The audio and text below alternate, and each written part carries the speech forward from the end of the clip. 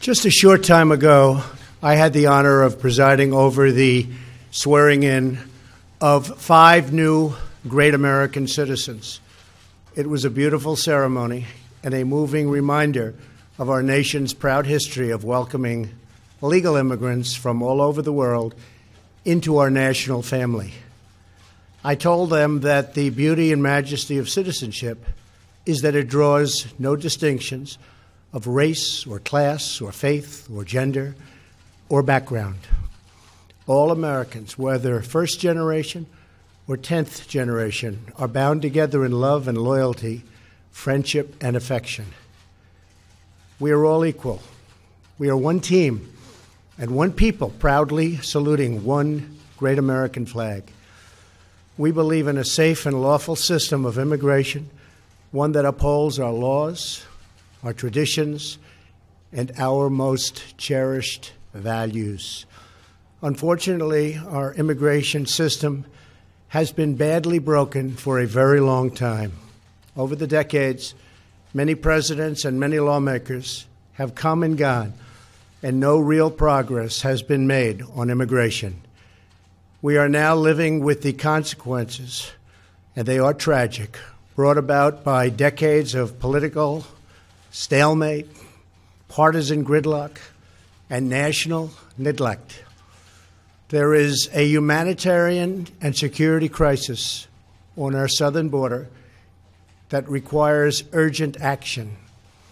Thousands of children are being exploited by ruthless coyotes and vicious cartels and gangs. 1 in 3 women is sexually assaulted on the dangerous journey north.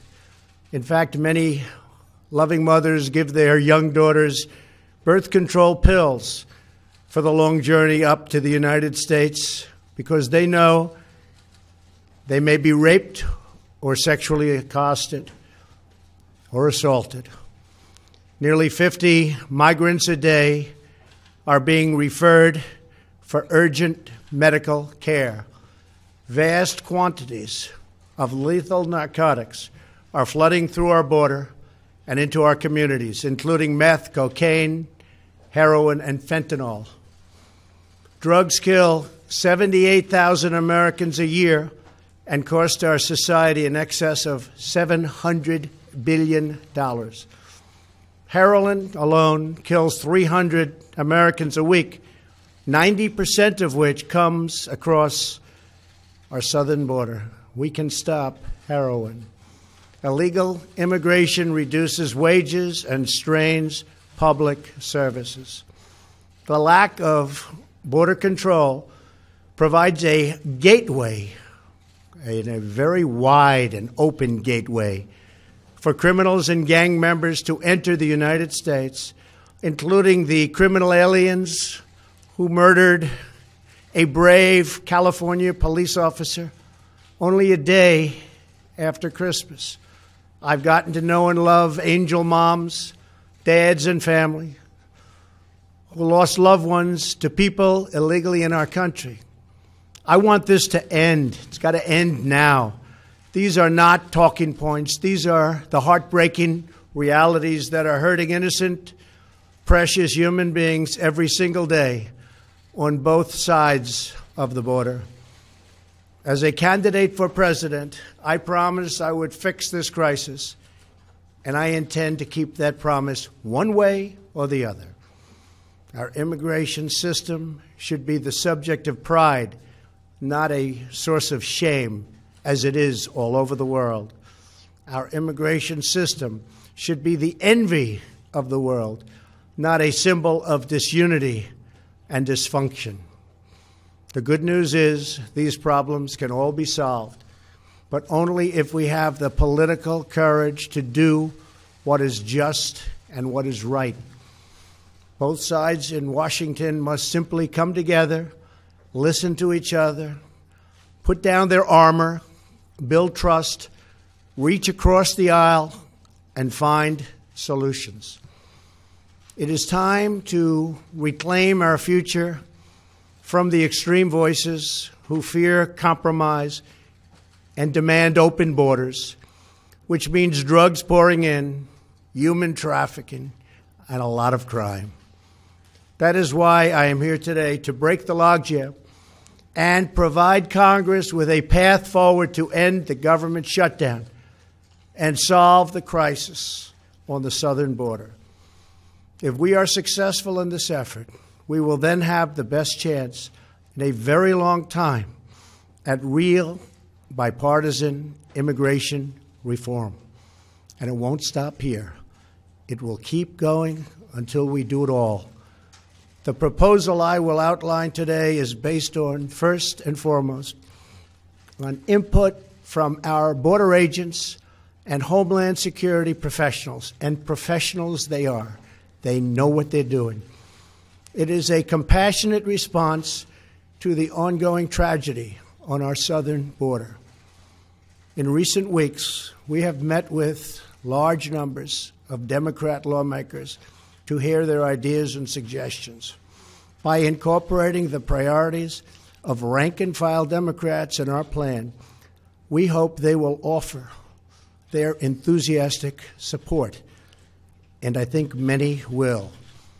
This is a common-sense compromise both parties should embrace. The radical left can never control our borders. I will never let it happen. Walls are not immoral. In fact, they are the opposite of immoral because they will save many lives and stop drugs from pouring into our country. Our plan includes the following: $800 million in urgent humanitarian assistance, $805 million for drug detection technology to help secure our ports of entry, an additional 2,750 border agents and law enforcement professionals, 75 new immigration judge teams to reduce the court backlog of, believe it or not, almost 900,000 cases. However, the whole concept of having lengthy trials for anyone who sets one foot in our country unlawfully must be changed by Congress. It is unsustainable. It is ridiculous. Few places in the world would even consider such an impossible nightmare. Our plan includes critical measures to protect migrant children from exploitation and abuse. This includes a new system to allow Central American minors to apply for asylum in their home countries and reform to promote family reunification for unaccompanied children, thousands of whom wind up on our border doorstep. To physically secure our border, the plan includes $5.7 billion for a strategic deployment of physical barriers, or a wall. This is not a 2,000-mile concrete structure from sea to sea.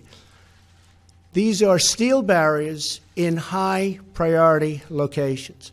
Much of the border is already protected by natural barriers such as mountains and water. We already have many miles of barrier, including 115 miles that we are currently building or under contract. It will be done quickly. Our request will add another 230 miles this year in the areas our border agents most urgently need. It will have an unbelievable impact. If we build a powerful and fully designed see-through steel barrier on our southern border, the crime rate and drug problem in our country would be quickly and greatly reduced. Some say it could be cut in half. Because these criminals, drug smugglers, gangs, and traffickers do not stop at our border. They permeate throughout our country, and they end up in some places where you'd least expect them. They go all over our country. A steel barrier will help us stop illegal immigration while safely directing commerce to our lawful ports of entry. Many of these security ideas have been proposed by Democrats themselves, and all of them have been supported by Democrats in the past, including a physical barrier wall or fence. Furthermore, in order to build the trust and goodwill necessary to begin real immigration reform, there are two more elements to my plan. Number one is 3 years of legislative relief for 700,000 DACA recipients brought here unlawfully by their parents at a young age many years ago. This extension will give them access to work permits, Social Security numbers, and protection from deportation, most importantly. Secondly, our proposal provides a 3-year extension of temporary protected status, or TPS. This means that 300,000 immigrants whose protected status is facing expiration will now have 3 more years of certainty so that Congress can work on a larger immigration deal, which everybody wants, Republicans and Democrats. And our farmers and vineyards won't be affected because lawful and regulated entry into our country will be easy and consistent. That is our plan. Border security, DACA, TPS, and many other things. Straightforward, fair, reasonable, and common sense with lots of compromise. Senate Majority Leader Mitch McConnell has pledged to bring this bill to a vote this week in the United States Senate. Our proposal is not intended to solve all of our immigration challenges. This plan solves the immediate crisis, and it is a horrible crisis. It is a humanitarian crisis like we rarely see in our country. And it provides humanitarian relief, delivers real border security, and immediately reopens our federal government.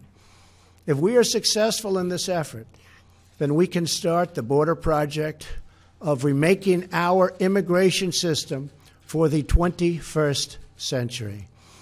Once the government is open and we have made a down payment on border security and immigration reform starts to happen, I plan to convene weekly bipartisan meetings at the White House so we can do a finished product, a great product, a product that we can all be proud of having to do with that elusive immigration problem. Whatever we do, I can promise you this: I will never forget that my first duty and ultimate loyalty is to you, the American people. Any reforms we make to our immigration system will be designed to improve your lives, make your community safer, and make our nation more prosperous and secure for generations to come. Thank you, and God bless America. Thank you.